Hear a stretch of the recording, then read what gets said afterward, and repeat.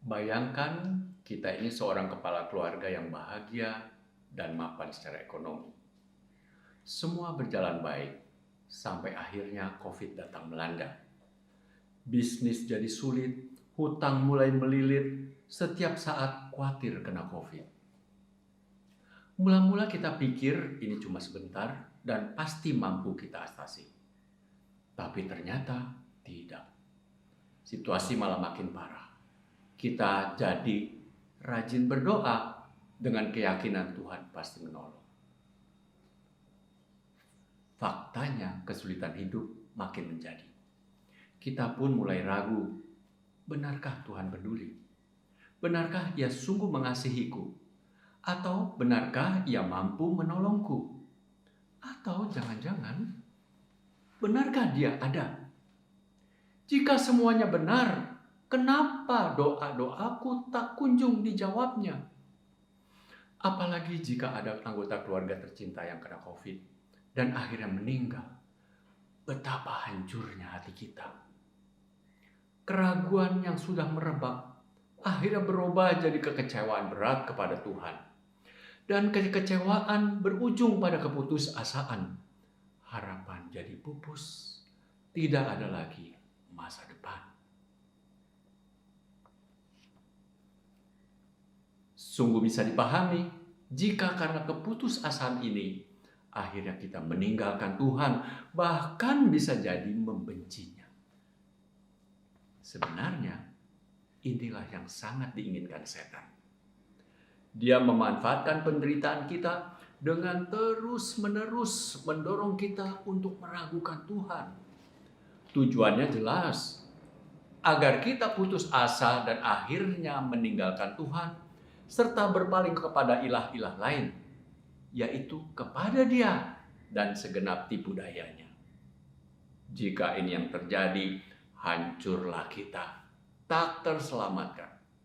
Benar-benar tidak ada harapan sama sekali. Teman-teman, perkenalkan saya Adrianus Hansuryono dari lingkungan Petrus Canisius, Paroki Villa Melati Mas. Saya percaya gereja juga memahami jika situasi rohani seperti contoh di atas banyak melanda umat Katolik. Dan gereja berusaha memberi peneguhan lewat bulan kitab suci. Peneguhan bahwa selalu ada harapan. Bahkan di masa yang terasa paling gelap sekalipun. Peneguhan bahwa Allah masih tetap dan senantiasa bisa jadi tumpuan harapan kita. Maka tema yang dipilih adalah tentang harapan. Tentang Allah sumber harapan hidup baru. Nah, pada kesempatan ini kita akan bahas materi pertemuan ketiga dengan subtema Allah sumber harapan karena kasih setianya. Jadi pertanyaan yang akan kita dalami adalah, benarkah Allah memang bisa kita percayai sebagai sumber harapan? Jika ya, apa dasarnya? Mengacu pada subtema pertemuan 3, dasar kita percaya bahwa Allah memang sumber harapan adalah karena kasih setianya. Ia setia memenuhi janjinya untuk selalu mengasihi kita, memelihara kita, dan memberi kita kehidupan. Mari kita lihat Hosea 6 ayat 1-6 tentang kasih setia Tuhan. Saya bacakan teksnya ya.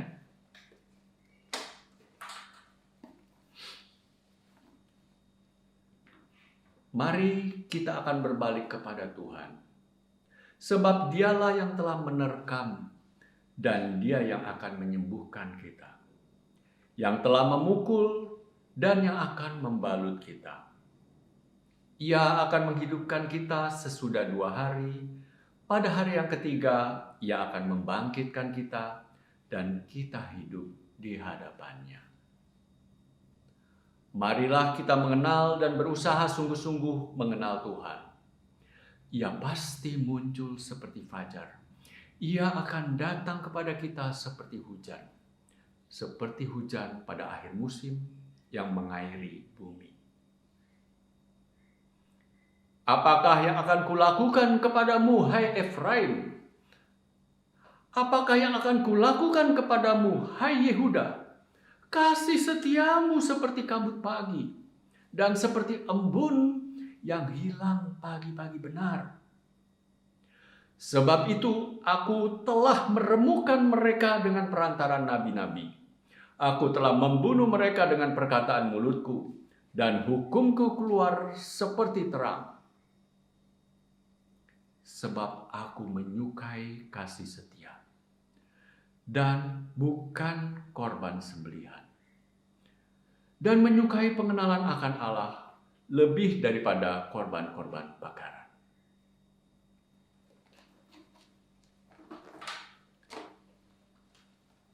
Teman-teman, jika kita perhatikan, teks ini berisi dua gagasan pokok. Gagasan pertama ada pada ayat 1-3, yaitu ajakan untuk kenal Tuhan dengan sungguh-sungguh. Ini kita bisa lihat pada kalimat, mari kita berbalik kepada Tuhan. Kita diajak untuk sadar bahwa Tuhan itu baik dan selalu memulihkan yang rusak. Bisa kita lihat pada kata-kata menyembuhkan, membalut, dan membangkitkan. Kata-kata mari kita berbalik kepada Tuhan sekaligus juga merupakan ajakan untuk bertobat, sehingga pemulihan itu bisa leluasa terlaksana. Karena dengan bertobat, kita mempersilahkan Tuhan untuk memulihkan kita. Nah, gagasan kedua ada pada ayat 4-6, yaitu Tuhan menegur bangsa Israel untuk tetap setia. Kesetiaan kepada Tuhan begitu mudah sirna bagaikan kabut pagi atau embun yang hilang pagi-pagi benar. Padahal Tuhan menghendaki agar mereka juga setia sebagaimana Ia setia. Kasih setianya itu digambarkan bagai fajar yang setia muncul tiap hari, membawa terang bagi semua orang tanpa kecuali. Kasih setianya juga seperti hujan pada masa akhir musim, mengairi bumi untuk memberi kehidupan bagi segenap tumbuhan dan makhluk hidup. Karena itu, Dia menghukum ketidaksetiaan. Ini bisa kita lihat dari ungkapan-ungkapan meremukkan, membunuh, juga kata-kata menerkam dan memukul. Sebagaimana ungkapan bagaimana Ia menghukum. Tuhan tidak berhenti pada penghukuman, tapi segera dilanjutkan dengan pemulihan. Maka dikatakan menerkam dan menyembuhkan kita, memukul dan membalut kita. Selalu polanya sama. Ada hukuman, tapi segera ada pemulihan. Pemulihan akibat hukuman. Akhirnya di ayat ke-6 Tuhan menegaskan betapa Dia menyukai kasih setia, bukan korban sembelihan, dan menyukai pengenalan kita akan Allah, bukan korban bakaran. Saya tekankan, Dia menyukai kasih setia. Dia menyukai pengenalan kita akan Allah. Itu penting sekali. Teman-teman, setelah kita mendalami makna dalam bacaan tadi, kita akhirnya bisa menemukan beberapa pesan. Setidak-tidaknya saya menemukan 5 pesan. Pesan pertama yang paling penting adalah Tuhan sebenarnya baik, selalu pegang teguh kasih setianya. Hanya saja pesan kedua, justru kita yang sering tidak setia. Karena itu, ketiga, Tuhan bisa saja menegur atau menghukum kita karena ketidaksetiaan ini, agar kita bertobat dan karenanya kembali ke jalan yang menyelamatkan, tidak terpuruk pada jalan yang membawa kita ke jurang kematian. Sayangnya, pesan keempat, karena kurang mengenal Tuhan dengan baik, kita sering terjebak dalam pemikiran bahwa Tuhan tidak peduli kepada kita, membiarkan kita terpuruk dalam kesusahan. Karena itu, kita jadi sering menyalahkan Tuhan dan menolaknya. kita jadi kehilangan harapan. Nah, pesan kelima yang terakhir, agar bisa terus punya pengharapan kepadanya, kita perlu terus-menerus belajar mengenalnya dengan sungguh-sungguh. Lewat sabdanya, lewat pengalaman iman, lewat kesetiaan melaksanakan kehendaknya, sehingga kita bisa menyadari bahwa kehendaknya pasti baik. Setelah mendengarkan pesan itu, tentu kita mau mencoba menerapkannya dalam hidup kita sehari-hari. Saya punya beberapa usul tentang cara menerapkan ini. Yang pertama, mari kita tekun mendengarkan sabdanya dan berdoa untuk jalin hubungan yang dekat. Karena berkat hubungan dekat ini, kita jadi makin mengenal Tuhan dengan baik.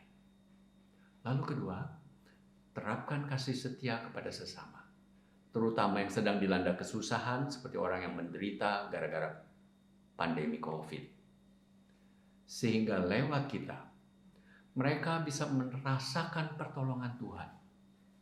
Doa-doa mereka terjawab. Mereka jadi tahu bahwa Tuhan memang peduli. Tuhan memang sungguh sumber hadapan hidup baru bagi mereka. Dengan demikian, kita juga memelihara dan menumbuhkan iman. Bukan saja iman orang yang kita tolong, tapi juga iman kita sendiri.